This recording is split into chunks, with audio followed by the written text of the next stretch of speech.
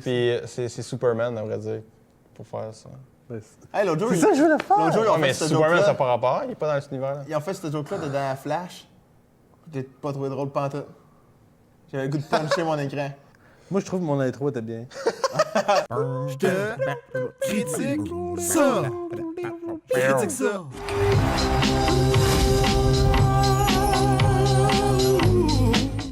Alors, bonjour, bienvenue tout le monde à cette nouvelle émission de Je te critique ça. Aujourd'hui, une émission...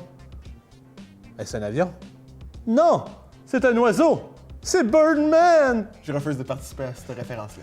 À l'époque où il incarnait un célèbre super-héros, Regan Thompson était mondialement connu.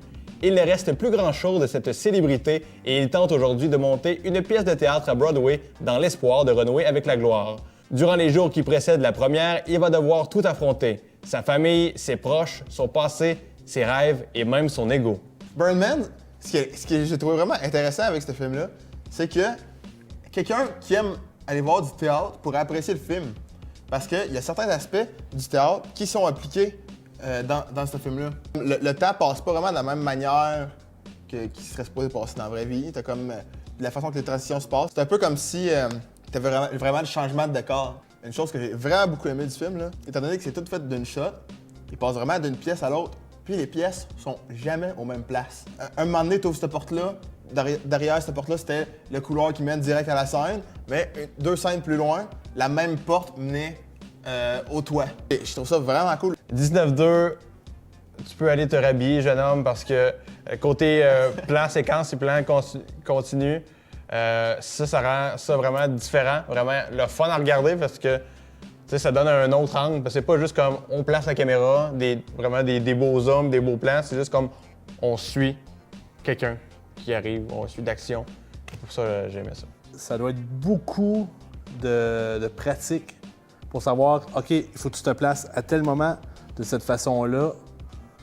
On va regarder de cet angle-là pour qu'on puisse te pogner comme il faut. C'est dur, on peut pas filmer tout un film d'une shot, naturellement.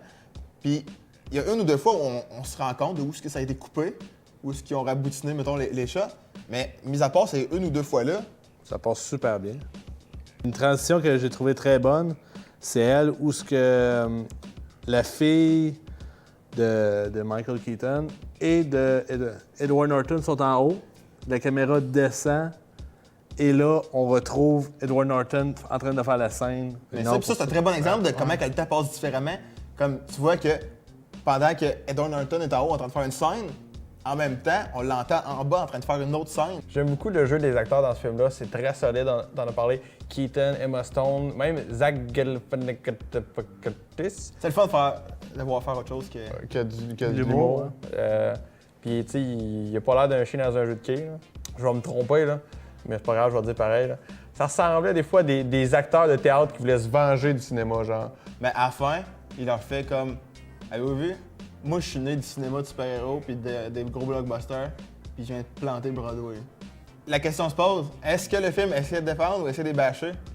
Pas encore. Moi, je pense que c'est le même, mais je suis pas sûr si non plus. C'est trop... D'après moi, comme- il y a un entre-deux. Tu sais, ils ont amené comme plein de petites mini-histoires, finalement, ils vont nulle part. Tu sais, à part son histoire de lui, il veut devenir... Vraiment, c'est important de montrer qu'il n'est pas juste un acteur de film capable de faire du vrai théâtre, de la vraie art. Le reste, on dirait qu'ils ont comme lancé des perches sans vraiment comme les utiliser. Je pense que tu viens d'expliquer le personnage. Il est un petit peu partout, mais il est vraiment pas là en même temps. J'ai pas aimé la musique. J'aimais pas le son. C'était du tambour, puis du drum pas mal tout le long, puis qui était... J'aimais pas le Agressif. son que c'était.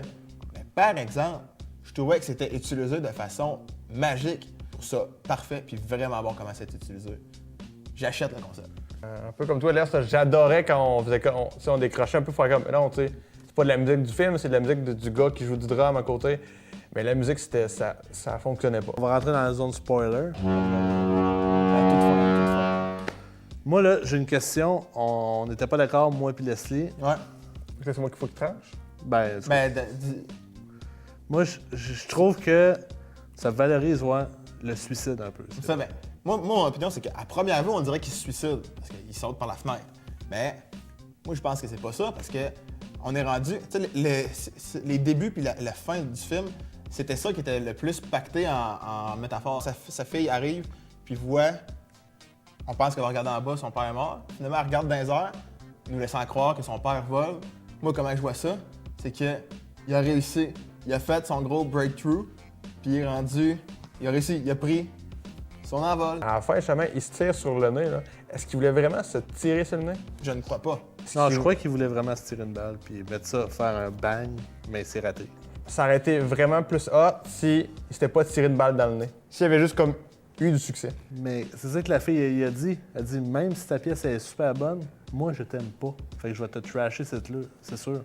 Mais là, en se tirant, elle a comme pas le choix de dire, OK, il fait quelque chose de vraiment spécial. Alors, il est temps de donner nos popcorns. Pop! Popcorn. Pop! Moi, j'ai beaucoup aimé le film. Vraiment beaucoup. Oui, le film a des défauts, mais ça n'a tellement pas d'importance pour moi parce que j'ai totalement embarqué dans le style. Puis vous le savez un peu que moi, des fois, ça prend juste une idée funky pour que j'embarque. Fait que je donne facilement un 9 sur 10. Je le réécouterais direct là. Je serais capable. Je m'excuse, je vais donner un 7, puis je sais pas ce qui m'a retenu de donner moins que ça, parce que moi, j'aime beaucoup l'enveloppe du film. Les acteurs sont extrêmement solides. Moi, le fait d'avoir un plan séquence, vu que justement, l'image se continue tout le temps, tu ne décroches pas parce que justement, ça suit tout le temps très très bien, c'est hyper fluide. Par contre, l'histoire ne m'a pas fait triper. J'aurais aimé ça qu'on aille en profondeur vraiment dans le sujet vif ou dans les petites histoires aussi, parce qu'il y a plein de petits trucs qu'on a donnés mais qu'on n'a jamais utilisés. Ça sert à rien rendu là. Je trouvais ça bien. Oscar de l'année, encore une fois pour moi, je suis pas certain. Pour ma part, ça va être la note de 7.5. Je suis un peu comme vous deux. J'ai bien aimé le concept. J'ai bien aimé ce qu'ils ont fait avec la caméra en continu. Par contre, il y a des transitions que j'ai trouvées un peu faciles. Comme exemple, quand ils montraient dans le ciel, puis là, ça changeait. Ils l'ont fait 2 fois. Une fois, c'est correct. 2 fois, je trouvais ça trop. Le reste, vous l'avez pas mal tout dit, là. Rewindé, qu'est-ce qu'ils ont dit, puis je suis pas mal d'accord. Qu'est-ce que t'as sur l'épaule?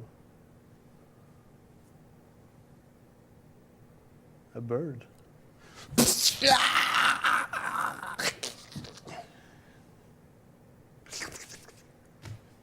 Je te critique ça. Critique ça.